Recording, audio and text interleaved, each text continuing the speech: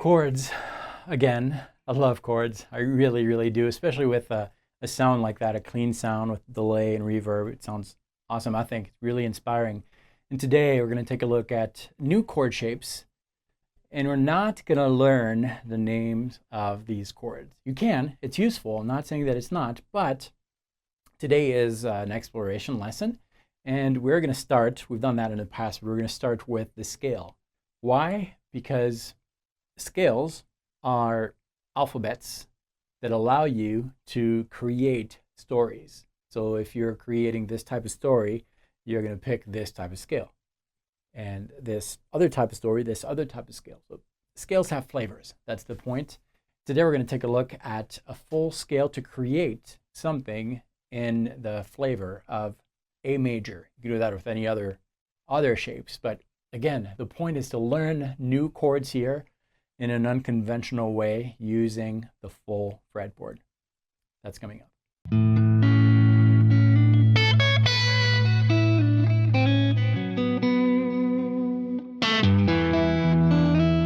Hi, my name is David Wallman. Welcome to this lesson, which is all about helping guitar players like you find your voice on the instrument, develop it, to tell your own musical story. Today is all about chords, but we're not going to learn the names of the chords. Here's what we're going to start with. We're going to start with a scale, a full fretboard scale. We're going to work with the key of A major, an A major scale. Why? Because A major has a lot of open strings. It has 5 open strings, 5/6 if you're tuning in standard tuning. If we look at the A major scale, we have 7 notes. We have an A, B, C sharp, D, E, F sharp, and G sharp. Now, you don't have to know that. That's okay. But I'm telling you that because with the names of the notes that I listed here, you find an E, and we have an open string E. Great. You found an A, which is the 5th string open. You also find a D, which is the 4th string open. You do not find a G, so there's no G in there. So we're going to have to avoid that 3rd string open. And we do have a B, so 5 notes out of 6.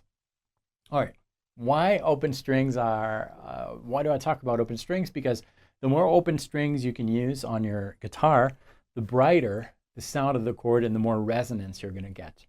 Here's a quick demonstration.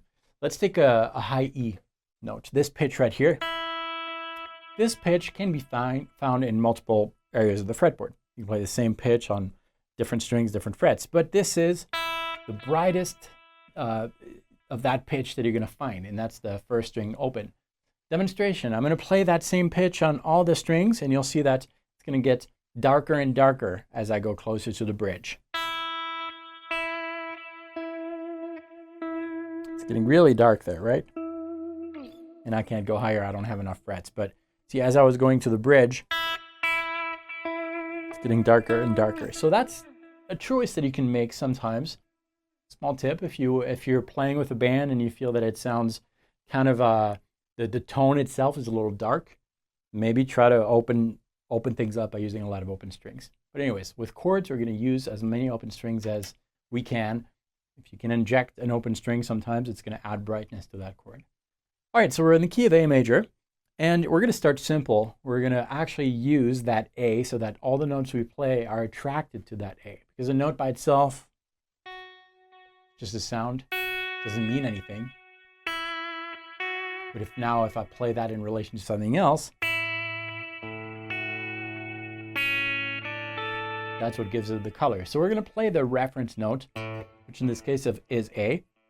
I'm going to play it with a thumb here on the 5th string open. Then we're going to explore. So we need to have the the full fretboard mapped out. All the 7 notes, anywhere we can play them on the fretboard, we're going to map them out. So it's a big fretboard. And typically when guitar players see a big fretboard like that, they kind of tend to think in terms of a lead player, and they learn the positions, whether it's a 3-note per string thing or the cage, regardless, but they think in terms of single notes. Not here. We're going to concentrate on an area of the fretboard. It doesn't matter which one, but a narrower area because we're going to make things easier on our fingers. Let's concentrate on this area right here. So we've got our 5th string open. That's going to attract all the other notes. And let's just pick a note. This one, for example. High E string, 7th fret. Why this one? Because why not? I could have picked this one, this one, this one. It really doesn't matter, but I'm going to pick that one. Then I'm going to add another note, maybe on the 2nd string, maybe right here. Why not? That's the 2nd string, 5th fret. I could have picked this one, which is the 2nd string, 7th fret, or this one, which is the 9th fret. It really doesn't matter. I could even have picked this one, but that's kind of hard to reach. That's why I didn't pick that one. But it doesn't matter what you're picking. So we'll just start with that. And then let's add maybe this note right here on the 3rd string, 7th fret. So we've got on the first 3 strings, we have fret 7, 5, and 7. And that played in relation to A sounds like this. We played a chord in the key of A major. We don't know the name of the chord, but we hear how it sounds. That's really important. Now you need to ask yourself the question, do you like that sound? If the answer is yes, stick with me. If the answer is no, stick with me anyways. But if the answer is no, work on another one. At least you know that, okay, that shape, when it's played in relation to that A, I don't really like the sound of it. So you're not going to concentrate too much on it, but you need to do one thing, which I'm going to get to in a second. If the answer is yes, awesome. Remember that shape so that you can use it again. And now we're going to actually look at the intervals of that chord. And I listed them for you. By the way, you can download the charts for this lesson for free below. I'll tell you more about it later. But once you have your full fretboard, you can see which intervals you're actually playing in relation to that A. And here I'm playing the 4th. I'm also playing the 5th and the 9th. So I've got a 4th, 5th, 9th.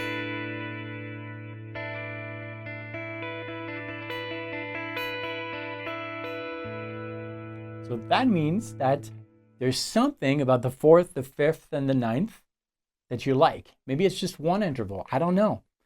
Play each interval one at a time. Start with the 4th. You like that? Yeah, great. No, fine. And then what about the 5th and the 2nd or the 9th?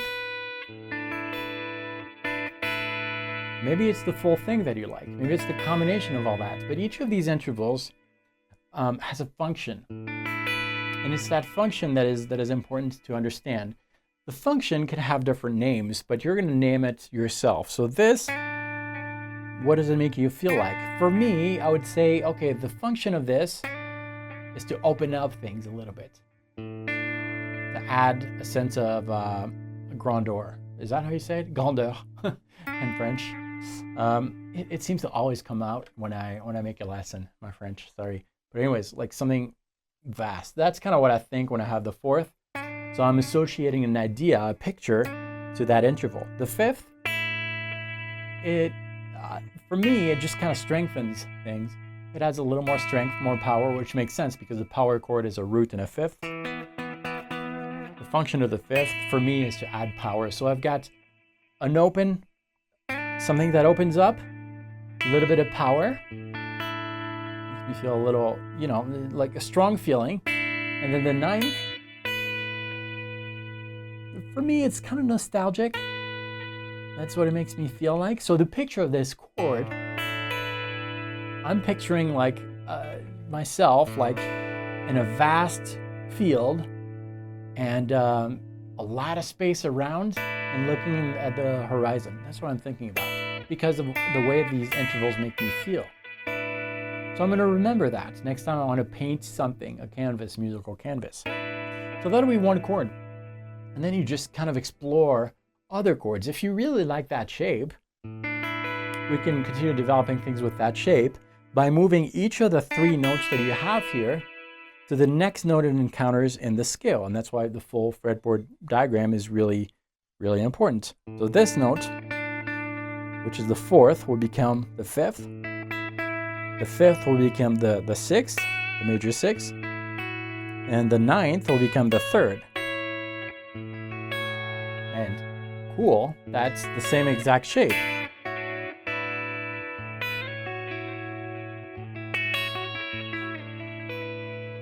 Easy to remember, right? So now if I like this shape, I can just remember this, and 2 frets higher, it will work on an A major context. And yes, I know that I'm using the 5th string open for A, but I also have an A on the low string 5th fret, which could be my visual reference point when I'm trying to build that chord. So that if I wanted to recycle this idea in E, let's say that I have an E right here, 12th fret. I know it's also open, but 12th fret, so I can recycle this chord. Right?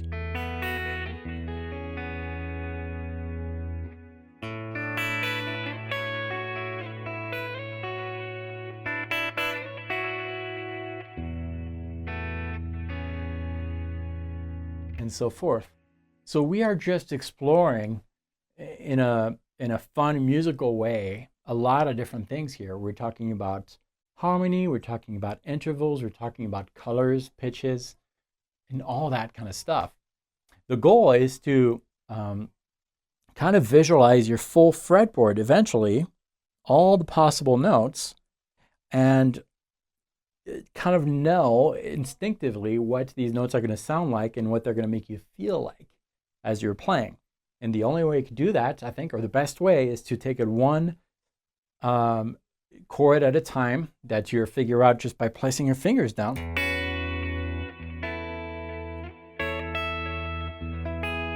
Until you find something interesting, and then analyze that and ask yourself, what is it made of? Why do I like it? What does it make you feel like? So that, you know, if I want to paint a musical picture just with my guitar, not playing with anyone else, alone, and I want to make you feel sad, I would pick from my collection of, for me personally, what makes me feel sad, nostalgic, and all that, and I would paint something using that. When I say paint, but you know, play. Maybe something like this.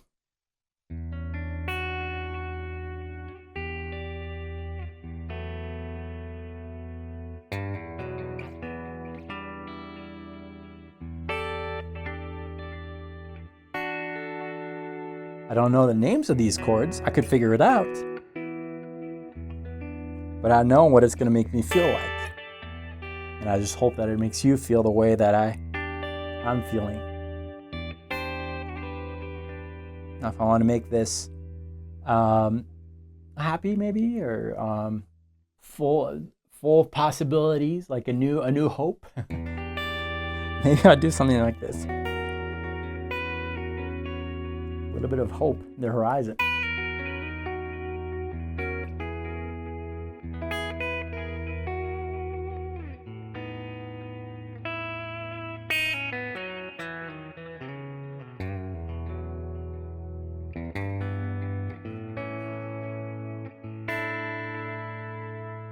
Go back to the sad part now.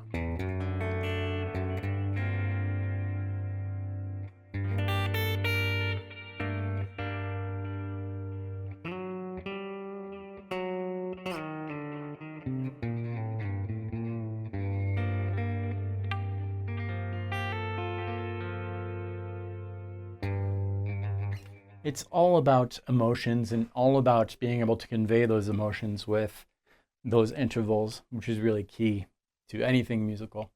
So that's what I had for you. I actually prepared for you some charts with some of these chord shapes that I really, really like in the key of A major for you to explore. And this is only the beginning. download this and you will have hours of exploration on the instrument and discovering new things, and it's a lot of fun on this. To download this, all you need to do is visit the link below. You know that, right? You've watched my lessons before, maybe. Enter your best email address and I'll be sending you that, and I will also be sending you a free music theory primer, the music theory DNA worksheet. If you already went through that free stuff, you can still download the charts. I'm not going to resend you the stuff that you already got, but it's a free mini course that is going to teach you about intervals. And if you've been confused about music theory forever, then this is going to help you out. Anyways, visit the link below, email address. I'll be sending you the charts for this lesson and the free music theory course. And thank you so much. If this was your first time visiting this channel, thanks again. I really appreciate your likes, your dislikes too. They do help, and your comments and everything. Thank you. It means a lot to me. You should subscribe if you haven't already. I have about 3 videos coming every single week, helping guitar players like us find our voice and develop it, and just enjoy the beautiful gift of music. Thanks so much for watching this. I'll see you next time.